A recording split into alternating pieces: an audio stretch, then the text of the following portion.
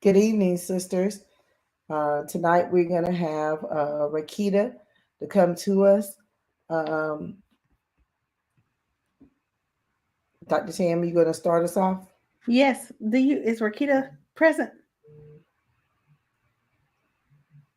Can you hear me? I hear you.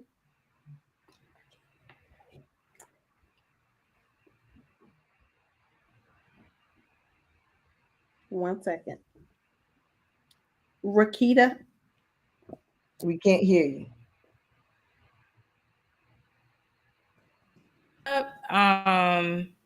There we go. Okay. All right. Technology. Okay, can you all hear and see me okay?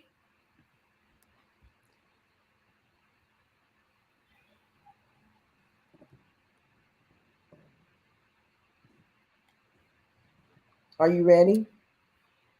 Yes, I'm ready. I can't hear you. I hear you. Rakita, do you hear me? Yes. Okay. I think she's ready, Angela. Yes, I'm ready. Okay.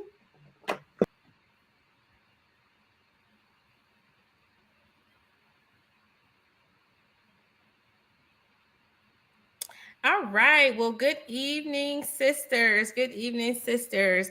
I am Reketta, and I am so thankful to be here on this evening.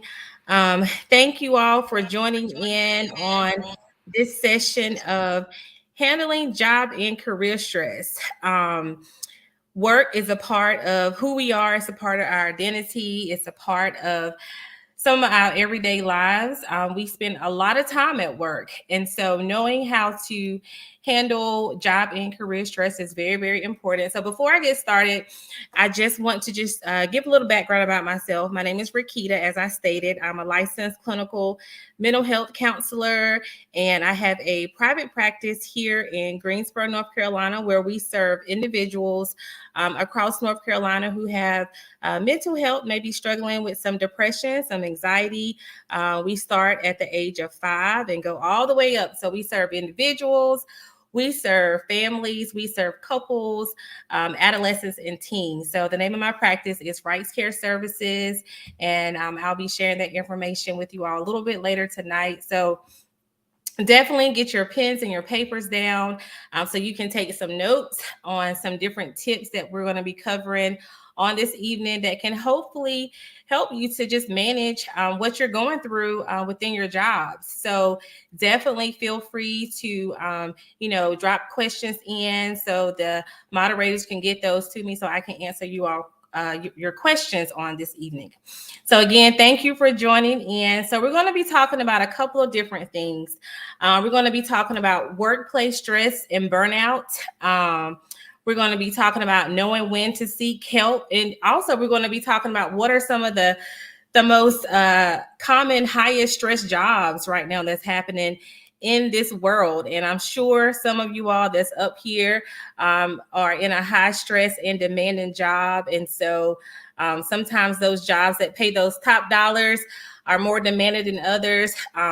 But nevertheless, whether your jobs pay 6 figures or you're making another type of amount, all jobs can be stressful depending on who you're working with, what type of work environment that you're in, how your supervisor treats you, what other type of people are on the job. All of those things can compound and add stress to our daily lives. And so, I have a job as well. And so my job can sometimes be stressful, but I had to find ways to manage that stress so it's not leading over into my home life. So again, jobs are so important to us.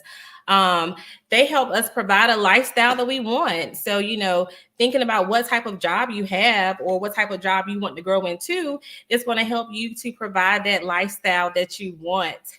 And so also this job helps provide for our family. So, work is very, very important. The jobs that we get, sometimes we went to trade school for them. We may have went to college, or it could be a job that you were, just trained on the job and you just kind of worked your way up into it. So Any type of job that you have is important, again, because it helps with that identity of who we have.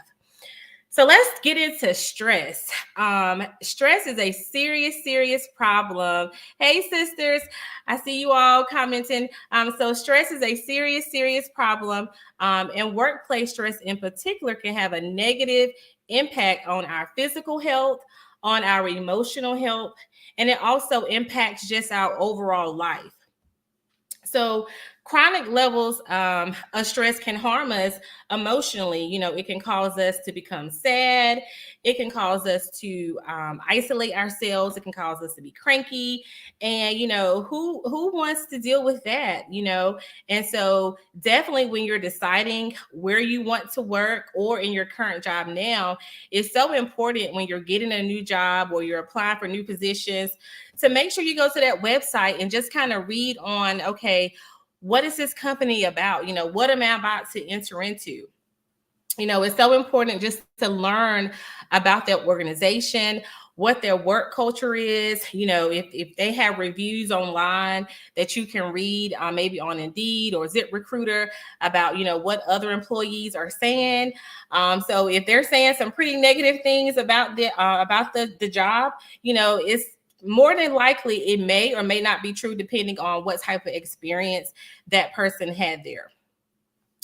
So stress needs to be combated by the employer and the employee. And so the two have to work together to reduce that stress. It just can't be the employee or it just can't be the employer. It has to be both working together to reduce that stress so it can benefit everyone, because it's going to be a win-win for you, and it's also going to be a win-win for that employer as well.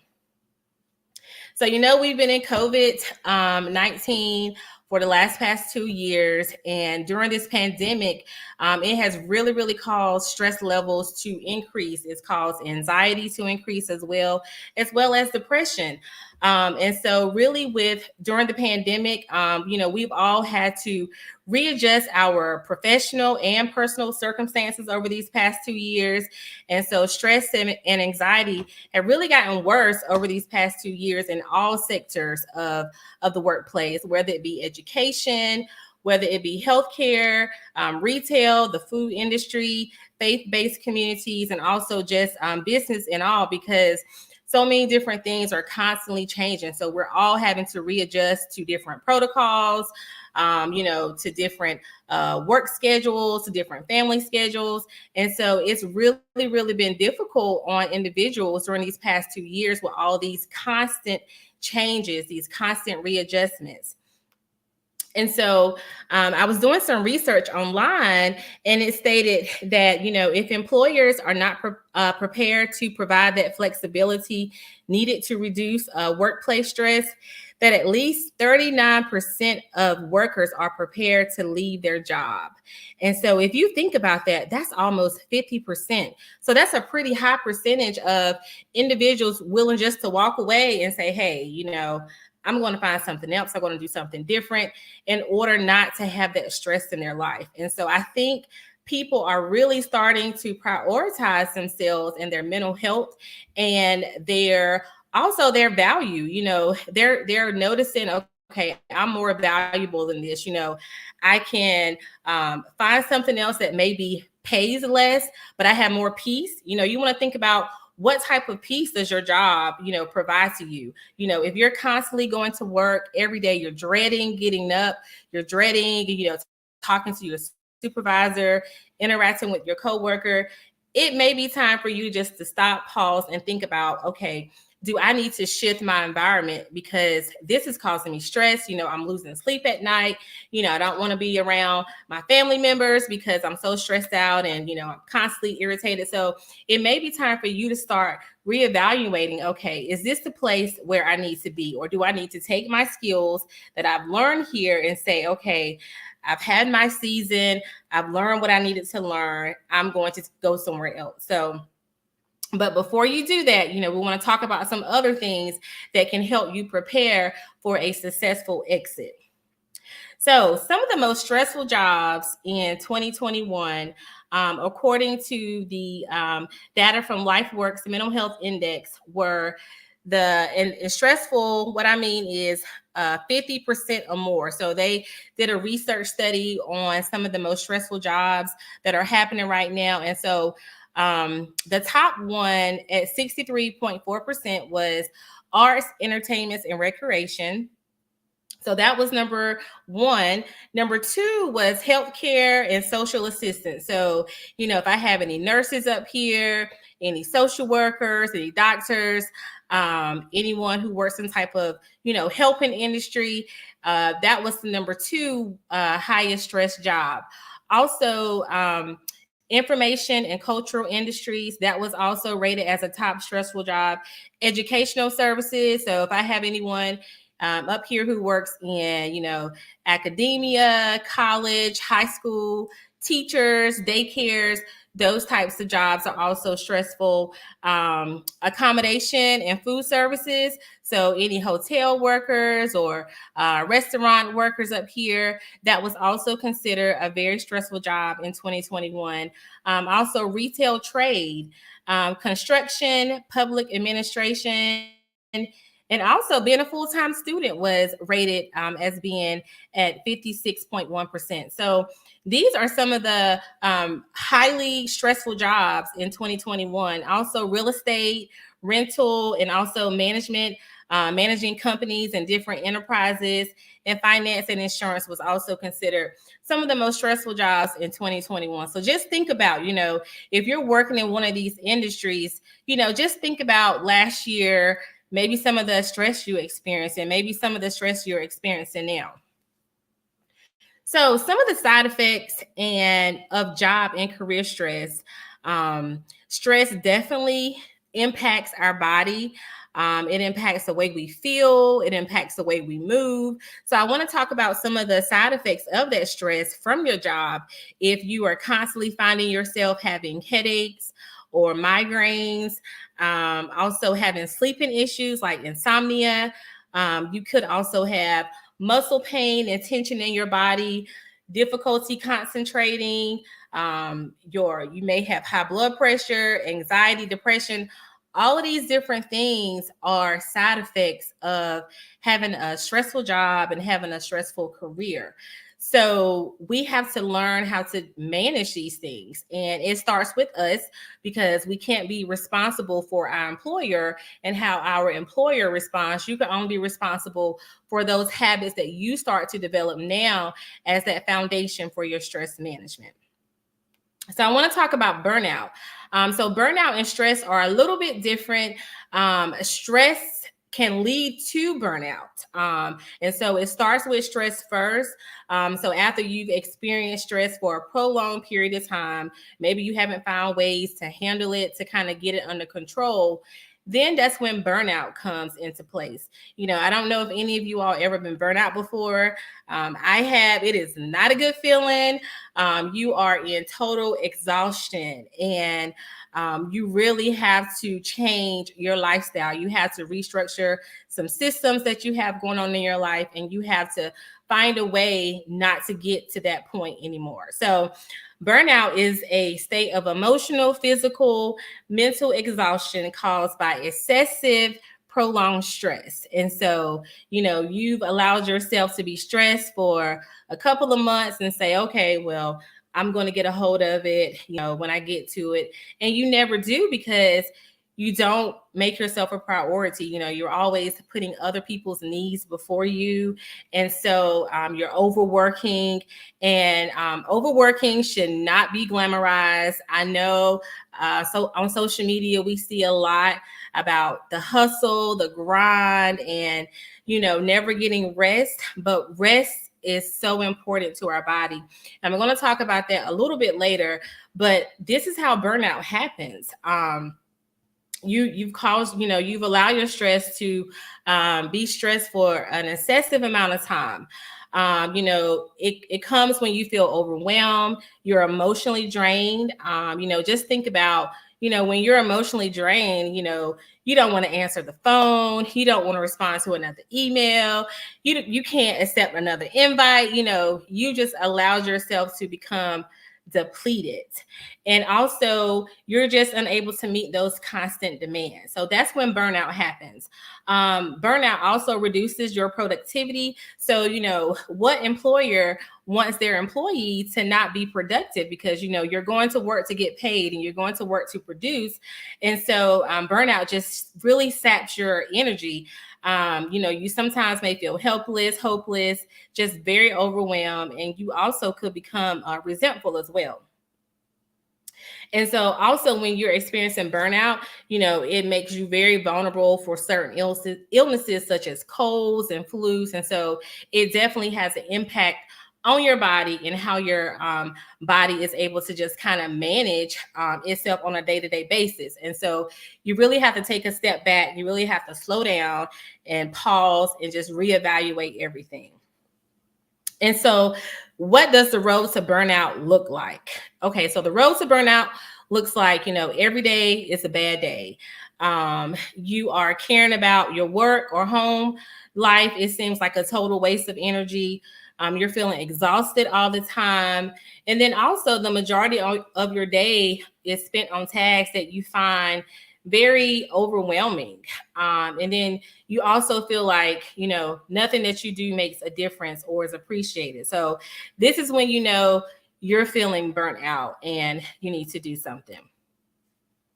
So some of the differences of stress and burnout, again, stress is characterized as over engagement. Burnout is disengagement. So you're just not disengaged at all. With stress, your emotions are overreactive. With burnout, your emotions are blunted. Also with stress, you have a loss of energy. And then with burnout, it leads to a loss of motivation. You don't want to do those things that you usually do, that you've usually done in the past. Also, you have a loss of hope. You just feel very hopeless. Like everything that you're doing is just no point to it at all. And so you definitely don't want to get to that point. And so if you are feeling stressed, you don't have to raise your hand right now, but just take a note. If you are feeling these things, that you seriously need to reevaluate what your job entails. How can you change some things on your job? How can you talk to your supervisor? And how can you make it work for you if that's where you want to be? So also you want to be able to identify those stressors. And so what that means is your personality, your experiences, and other unique characteristics all influence the way you respond and cope with stress. And so if you're a person who pretty much stays to themselves and, don't like to talk about things with people, then you're probably not going to manage your stress the best way. If you're a person and you have a personality where you like to engage with people, you like to talk about what's going on, then you're probably going to be better at coping with how you're dealing with things that are going on at work, how that stress is impacting you, how the stress is making you feel. So definitely situations and events that are distressing for your colleagues might not bother you in the least, or it might be particularly sensitive to certain stressors that don't seem to bother other people. So definitely identifying the stressors. So you're going to ask, okay, well, what can I do to identify those stressors? So these are 4 things that you can do to help identify stressors when they happen. And so you want to ask yourself, where were you when something happened that caused you to be stressed at work? Were you in a meeting? Was certain things being discussed? Was it an evaluation? Did you get a phone call? So you want to ask yourself, where were you? So you can help to identify how to cope with these things in the future. You also want to ask yourself, who was involved? Was it a supervisor that made you stressful? Was it another coworker? Was it a customer that you was working with? So you want to identify who all was involved in that certain situation. You also want to ask yourself, what was your reaction? Did you kind of get smart with this person? Did you send, an inappropriate email response back? Did you maybe raise your voice, or did you slam a door? Did you walk away? So what was your reaction? How did you respond to this situation, this stressor that happened. And then lastly, you want to ask yourself, how did you feel? How did you feel about what happened during that event that made you stressed out at work, on your day-to-day job? So how did you feel? Did you feel, disappointed? Did you feel overwhelmed? Did you feel anxious? So ask yourself, how did that make you feel? So now I'm going to get into the juicy part. We're going to talk about some different strategies on how to handle the job and career stress. So again, stress is inevitable. It's going to happen. It's going to happen to you at some point. So it's better to be prepared and to take preventative measures than to react when it comes. And so we want to talk about how to, identify and to help your stress reduce. So you got to have those strategies that you're going to have in your toolbox that you're going to pull out. Everything may not work at one time. And so that's why you have to, learn how to build different strategies to help yourself when you are stressed. And so the first thing is time management. So let's talk about how you're managing your time at work. Let's talk about how you're prioritizing. Are you wasting time? When you get to work, are you logging on social media? Are you going to the break room talking to, Patty and just gossiping about things? Are you really, making your time a priority? So you want to make sure that you set realistic goals with your time. Okay, some of you all may work 4 hours. Some of you all may work 8-hour shifts. Some of you all may work 12-hour shifts. And so whatever amount of time you work, you want to make sure that you're setting realistic expectations and you're setting realistic time frames that you can meet these things. So you want to, be accountable to yourself. You want to set deadlines. So of course, you may not be able to accomplish all 12 tasks in one day. I think sometimes we kind of set ourselves up for failure when we think, okay, well, I have an 8-hour shift today, so I'm going to be able to accomplish all of these 12 tasks. And so this is where making a list and prioritizing, okay, what is important today, and you kind of rank those items of priority based off of your job or what you do. And so you definitely want to make a list, whether you put it in your phone, whether if it's in a project management, some type of system, or you just simply write it down. You want to make a list and prioritize your tasks for today. You also want to protect your time. And so what I mean by protecting your time, you want to make sure you're time blocking certain projects. And so if it takes 10 hours, it's going to take you 10 hours to work on this project. You don't want to just, go all day and working on that project. You want to maybe time block, maybe, the morning time. I want to work from 9 a.m. to 11 a.m. on this project. And then I'm going to do some more tomorrow. And so you want to make sure you're setting realistic expectations. And then you also want to, if you have big projects, you want to make sure you're breaking them down into smaller steps so you can manage what you're doing. So you can, again, manage your expectations, set realistic expectations of yourself so that you can reduce that stress and reduce that burnout that you're having. You also want to keep perspective.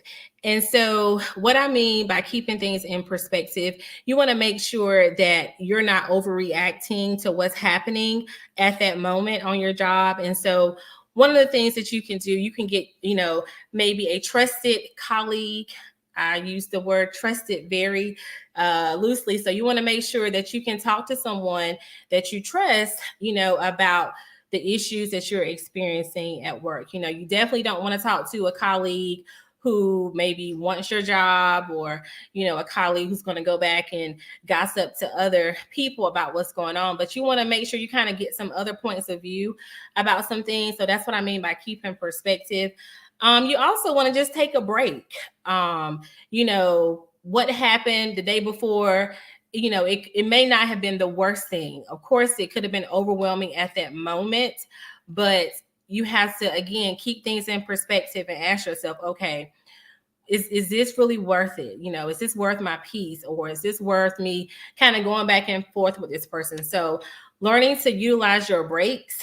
Breaks are incorporated into your time and into your job. And so that's why they're built into the schedule. So I know a lot of people that, don't take their lunch breaks, they don't take their 15 minutes or 10-minute breaks, whatever their job is allowing them, because they feel like they have to work through to get the job done. Absolutely not. You want to take your break. Breaks are very refreshing. And so breaks also include, using that PTO time. If your job allows PTO, utilize that time. That time is built into, what you have worked up for. And so definitely use your PTO, take long weekends if you can, take that time also. That's what I mean by taking a break. It's going to be very important for helping you to just reduce your stress and managing that stress when it comes to your job, because when you're taking those breaks, even if it's a 5-minute break, you go get up, go take you a stroll, or go to the coffee or break room. You come back to your desk a little bit more refreshed, a little bit more creative. And so you definitely want to maximize any breaks that you have, any time that you have in your benefits package as it relates to PTO, and utilizing those breaks for yourself to help manage your stress. I work with a lot of professionals, and I think sometimes, they've shared with me, I have 3 weeks worth of vacation, but, I don't want to use it. I just want to save my time, or whatever the reasons are. Even if you do save some of that time, use some of the time to take a break for yourself and just have some days off just to rejuvenate yourself so you can refocus, come back to work refreshed, and, have a better day the next day. Also, you want to have an outlet. And so outlets can be different activities you enjoy, meeting up with your friends or your family, pursuing a hobby. This is also another way that you're going to be able to manage that stress, and just be able to better care for yourself. Getting plenty of rest is another way to manage that stress. A lot of us are working long hours where, we're rushing from work to our home life. We're rushing from work to dinner, or to pick up the kids, or whatever it is. So you want to make sure that you're getting plenty of rest. You're incorporating exercise. You're having a healthy diet and a healthy lifestyle. And so all of these things, they're so simple, but they're so impactful. They're going to help you to manage that stress. And again, you want to make sure you're getting the appropriate rest that you need. You don't want to go to sleep thinking about work, or, you don't want to, take that energy to drain yourself and constantly think about work. This is a good one. You definitely want to set boundaries. And boundaries come in different forms, in different ways. Everyone has a different way of setting boundaries that works for them. And so you have to learn to set boundaries with your supervisor, with your coworkers, with individuals that you work with in various departments, or things that you may lead at work.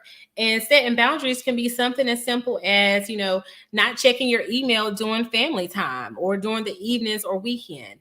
It can be not accepting phone calls past a certain time, depending on what type of work industry you're in. And so those can be some of the simple things, such as setting boundaries, because if you do not set boundaries, you're going to constantly have a very high stress life.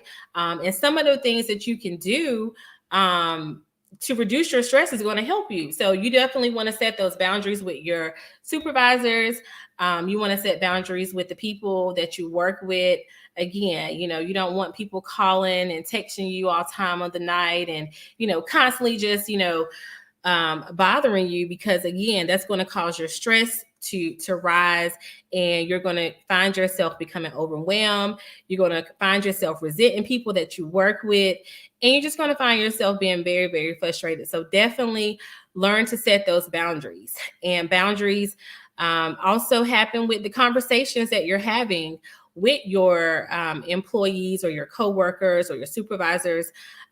Learning to advocate for yourself, and learning to be assertive in your communication. Is going to be very, very important, and also another way of setting boundaries. All right, so I'm going to talk about self-care for just a little bit. And so with self-care, this is another way that you're going to reduce, this job stress and kind of learn to handle the job stress. You want to make sure that you get 7 to 9 hours of sleep a night. I know that sounds maybe unrealistic to some of you all, but I want to challenge you, at the end of this broadcast, I definitely want you to start to look at your schedule and see, okay, how can I get more sleep into my day? How can I get more sleep into my night? Do I need to, get off of social media a little bit earlier? Do I need to change some of my routines? Do I need to ask for help, in the home more? What is it that I need to do for myself in order to get more rest so I can be rejuvenated and replenished? Because rest definitely helps to restore our body. And it also replenishes our mind and our body as well. And so you definitely want to make rest a priority when you're working, because again, you need your mind and your body to produce at work, to think. So you definitely need to get that rest. Avoid multitasking. I know that people say multitasking is great, but I want to challenge you to think another way and to avoid multitasking, because think about it. A lot of times when you maybe have multitask, or if you multitask now, you have so many different things that you're working on, and it becomes overwhelming that you don't get to finish anything. So I want to encourage you to focus on one task at a time. So definitely avoid that trick of multitasking and feeling like you have to be superwoman and you have to get all these projects done at one time. I really want you all to start to focus on one task at a time. And that's definitely going to be important to you as you manage your stress at work. Again, communication. Communication is so important when you are feeling overwhelmed, when you're feeling stressed. Sometimes you may not know the right words to say at that moment, but when you communicate with your supervisor or your coworker in an assertive way versus an aggressive way, where they may feel attacked, or someone could be communicating with you in an aggressive way, you definitely want to have healthy communication skills. You want to be assertive. You don't want to be passive aggressive or aggressive, but you want to be assertive, because this is going to help you to advocate for yourself.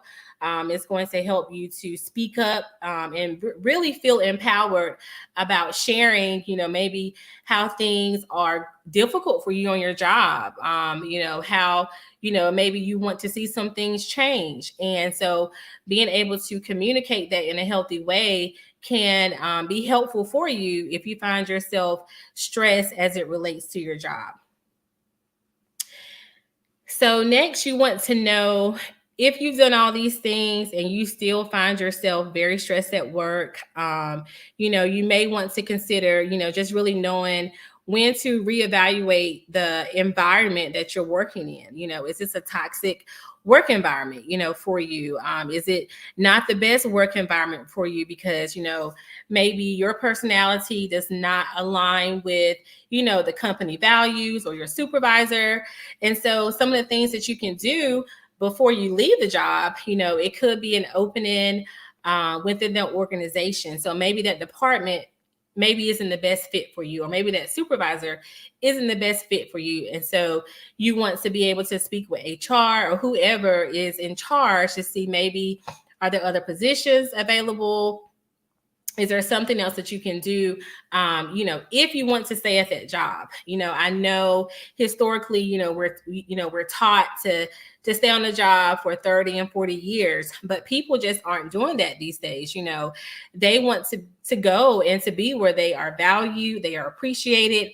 And so if you have a job that you don't feel valued or appreciated, you may start to think about, okay, what can I do to position myself to maybe exit this organization, or even use the skills that I have to start a business or to help someone else, just depending on your financial goals. You definitely want to look at the whole picture. You don't want to make an impulsive decision about leaving somewhere without considering, all the options you have.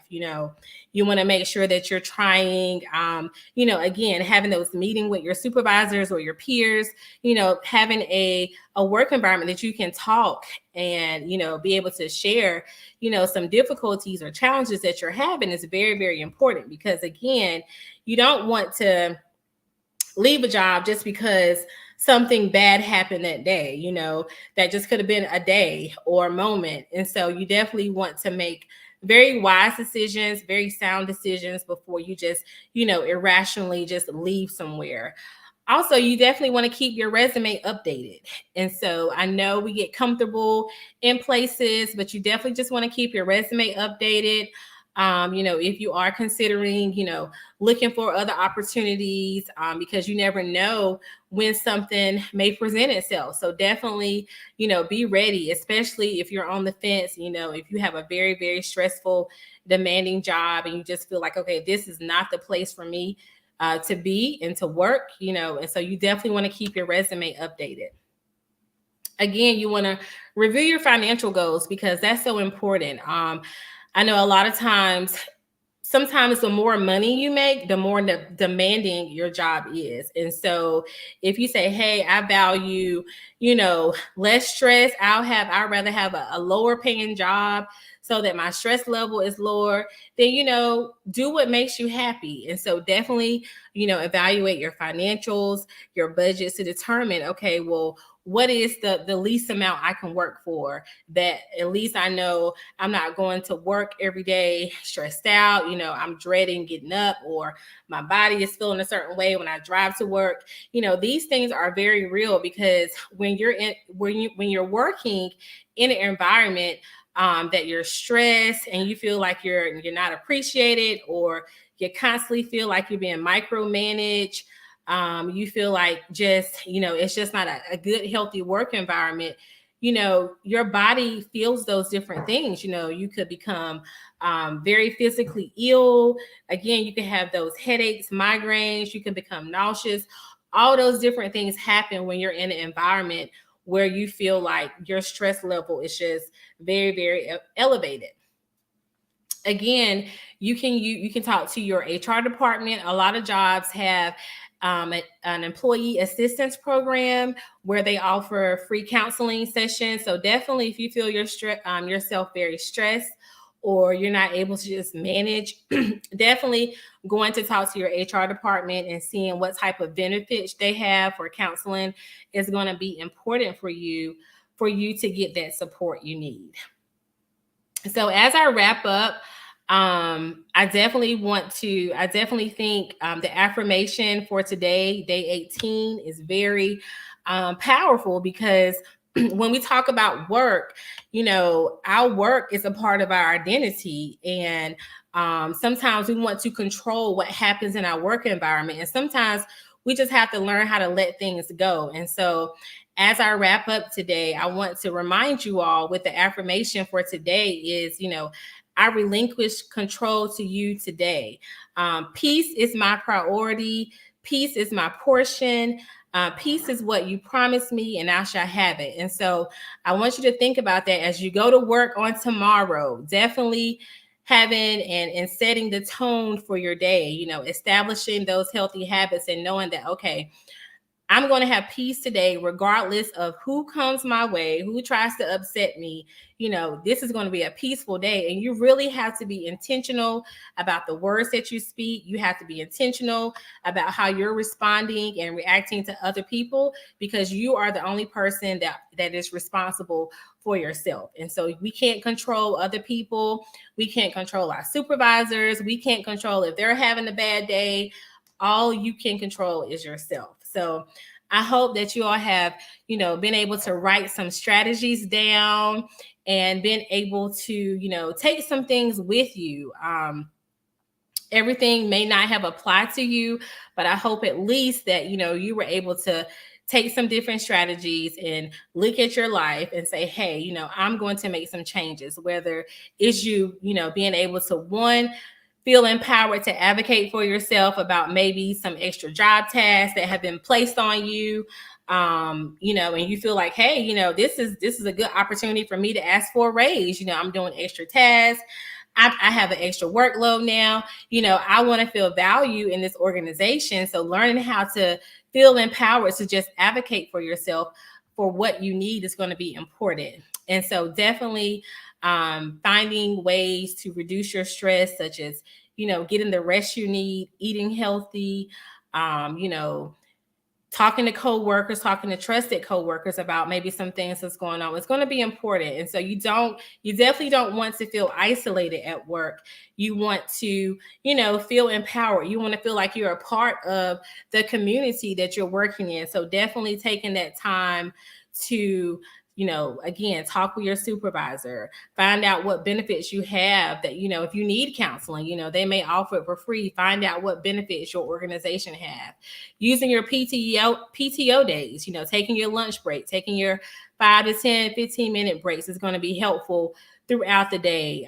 If you can listen to music at your work, that's great. You could turn some jazz music on, gospel music on, classical music, whatever it is that you like, anything to help you get through that day and to help you manage that stress is going to be so, so, so important. So again, I hope that you all have been able to take some things away.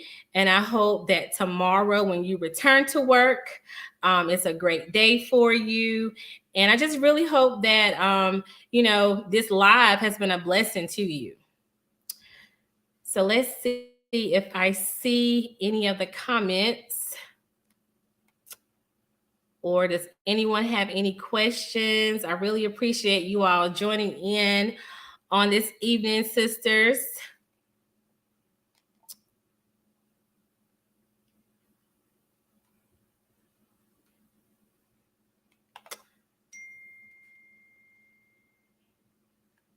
All right, so I'm trying to see if Hello. Sam. Hey, I do have some questions that I've gathered from the chat. But first, I just had to take a minute to say, if you wanted to share what my life story with the whole world, you should have told me first. Like, you should have told me that you were going to be sharing the session that you had written for me with everybody else. Because you have literally just bulleted out my current work environment. But we do have some questions. The ladies in the chat have been just so complimentary of what you've shared today, but we do have some questions. So the first one is, can you provide a little bit more information about time blocking and some different methods that you would use time blocking for? Yeah, absolutely. So time blocking is a very effective method to help manage your time. And so basically what time blocking is, let's say you're working on a project, any type of project, and so what time blocking does is, versus you kind of working on that project all throughout the day, you're setting aside, maybe 2 hours or 3 hours to work specifically on that project. So for example, it can be from 8 o'clock to 11 a.m. that you're working directly on that project. And then the rest of your day, you're working on whatever else are your daily activities that you're supposed to work on. So time blocking can be it's great for focusing directly on, what project needs to be done. It helps you to stay focused and not try to do 4 and 5 different things at one time. So you're focusing directly on that specific project. Perfect. And then there's another great question. What are some boundaries or tactics for setting boundaries when you live and work in the same place? There's no off button. So how do you set and maintain those boundaries? So that's a great question, because a lot of people these days are kind of working in the same place. I've worked with a lot of people who have, come to counseling for me just for that type of thing. And so really, again, being able to set boundaries with, okay, my work, setting you a standard work schedule. So if you work from 9 a.m. to 6 p.m. at home or whatever environment you're working in, you have to know, okay, these are strictly my work times. At 6:01, it becomes family time. I jump into whatever role you're jumping into, whatever you're about to do. And just telling yourself, okay, I can't check my email. It's going to have to wait till tomorrow. Because if you think about it, work is going to always be there. Like, it's never going to stop. But you have to stop it because it's always going to be there. It's always something that's going to distract you to try to get your attention. But you have to have that willpower and you have to say, okay, this is my time now. I love what I do. I love, my job, but I have to now dedicate this time to family, or I have to dedicate this time to my community, or I have to dedicate this time to my spouse. And so you definitely have to learn how to just cut it off. Another thing is that, individuals can do, if you kind of have more, if you have a job that you have more flexibility and you can kind of, plan out your day. I would encourage individuals to maybe kind of put some of those harder tasks in the morning versus the afternoon, because, in the afternoon, your mind is kind of shifting to, okay, I gotta go to class tonight, or I have to, go home and cook dinner, or I have to go to an event. And so you definitely want to kind of start to transition your mind to, the next of what you're kind of going into. And so you don't want to work heavy up until the time, for you to get off. So you definitely, if you have that flexibility in your schedule, your job, try to, you might can't do it every day, but some days, try to schedule those harder activities for the morning versus the afternoon, so you can have more energy to preserve for your family or whatever it is you're trying to do. Thank you. And one more question that is really a great question. How do you support that go-to person? So the person that everyone calls for everything. If you're the trusted colleague or you're the trusted person, what tactics can that person use, and how can those around them support them to make sure that they don't get stressed or burned out? So that is a great question. So I feel like if you're the person that everyone comes to all the time, I definitely feel like, you still have to set boundaries with people, and you have to know what your capacity is to intake, several questions from your colleagues, or you have to say things like, hey, can I get back with you at a later time? Or, this is not a good time for me to talk about this right now. It's not that you don't care or you don't want to help that person, but you have to make sure that you have the capacity to intake, all those burdens or questions or whatever it is that you're the go-to person for, because, if you're constantly giving, you're going to be depleted and you're not going to have what you need for yourself to get through your day. And so really just, being mindful, again, being assertive with that communication, setting those boundaries. Hey, can I get back with you? Or, I don't know that answer right now. Or let's schedule a time to talk about it. And there's two more questions. Do you have any advice for a hairstylist that is experiencing burnout? Let's see. A hairstylist. Okay. So if you're a hairstylist experiencing burnout, maybe some things that you can do is maybe you can reduce your schedule. So maybe you can look at maybe your services that you offer, or I don't know if it's, you're seeing maybe too many people in one day, or maybe your prices aren't in alignment with, what you want to make. And so I would encourage you to, look at your service, look at your offerings, and what you're doing, and see, okay, maybe you're working 5 days a week. And so maybe your goal is to work 3 days a week. And so really, I think that really comes down to what the prices of your services are, what services you're going to offer, so that you can reduce some of that burnout. And I know a lot of times hairstylists don't take breaks when they're doing hair. And so definitely incorporating that that break time, that lunch break in your schedule, your daily schedule, because again, the expectation shouldn't be for you to, of course, money is important, but it sounds like you're also now maybe starting to experience burnout. And so I think you're really just looking at your business model and seeing what things you can change and restructure in that. Great. And here's the last one that I see in the chat. Can you give us an example of an assertive statement versus an aggressive statement? Yes. Okay. So an example, I'll start with aggressive statement first. So an aggressive statement might sound like, you always tell me to do this, or tell me I'm doing bad at this job.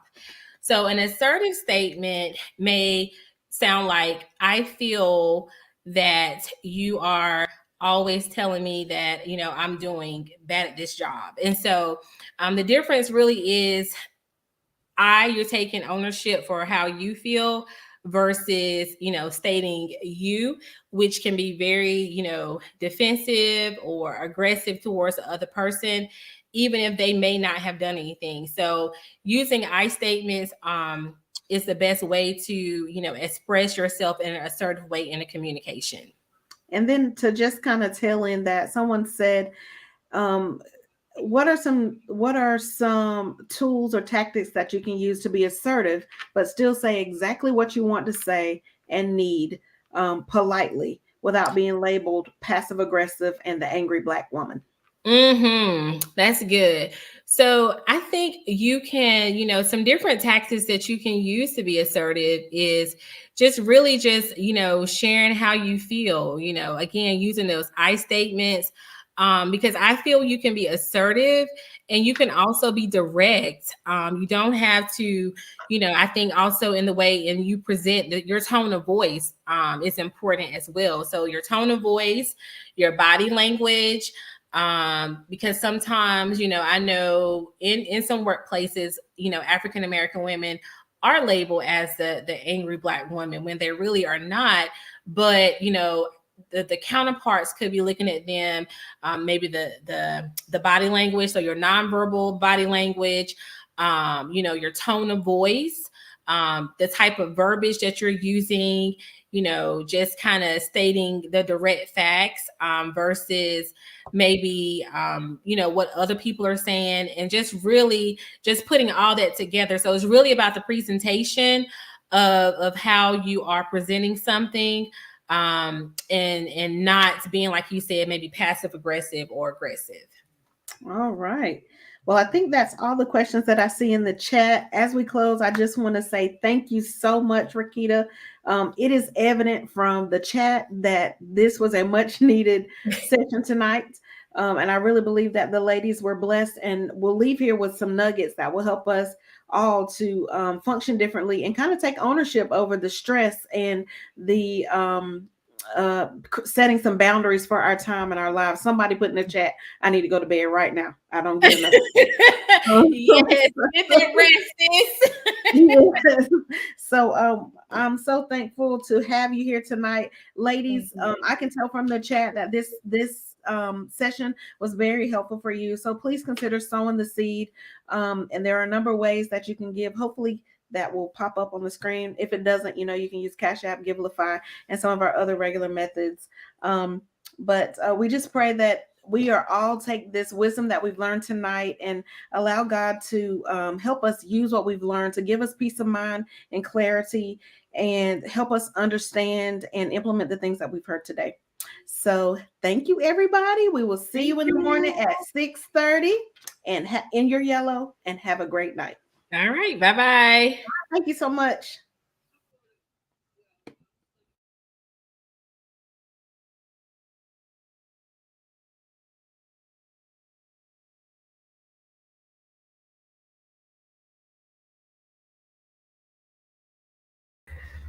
I ended it.